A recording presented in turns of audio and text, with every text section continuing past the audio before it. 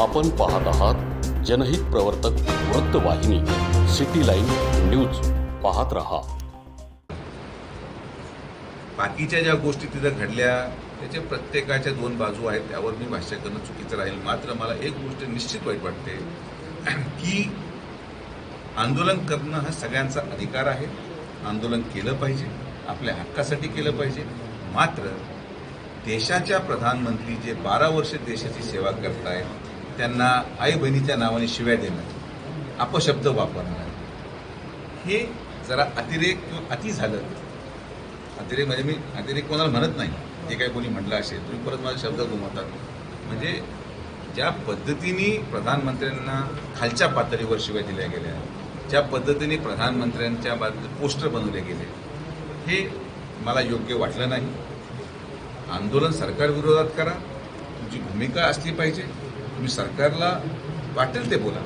व्यक्तिगत एखाद्या व्यक्तीचं आई आज या धर्तीवर नाही, तिच्याबद्दल अपशब्द वापर, हे लोकतांत्रिक प्रक्रियेसाठी घातक आहे. हे घातक आहे. 12 वर्ष आज देश चालवणारा माणूस, त्यांनी रात्रंदिवस मेहनत केली.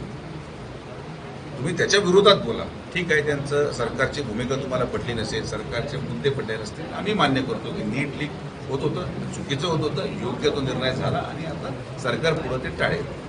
पण अशा प्रकारे आपल्या देशाचं नेतृत्व करणाऱ्या माणसाला खालच्या पातळीवर कोणी बोट दाखवत आहे, हे या गोष्टीचा मी आवर्जून निषेध करतो की हे नव्हतं झालं पाहिजे. महाराष्ट्रात झालं, मुंबईला झालं, ठाकरे पण बोलतात त्याच्यामध्ये एक राजकीय म्हणून कसं बघतो त्यावर आता ऑलरेडी फडणवीस साहेबांनी उत्तर दिलेलं आहे की त्यांना कुठंही जुन्या कालावधीमध्ये कुठलाही आनंद साजरा करायला मिळाला नाही. या निमित्ताने त्यांना आनंद साजरा करायची संधी मिळाली.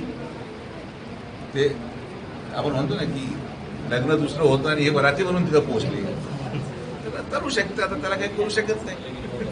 शब्द ज्या कारणास्तव पतविक्रेत्यांवर बंदी घालण्याचा निर्णय घेतला, मोठ्या प्रमाणामध्ये गुन्हेगारांची या पतविक्रेत्यांमध्ये घुसखोरी झालेली, आणि आता तुम्ही जो हॉकर झोनचा निर्णय घेताय, तिथंच सगळे पतविक्रेते गोळा होतील आणि तिथंच धंदा करतील. आता त्या ठिकाणी पण हेच लोक तिथं जमा होणार, तर त्याबद्दल कसं त्यांना नियमावली बाहेर येऊ द्या.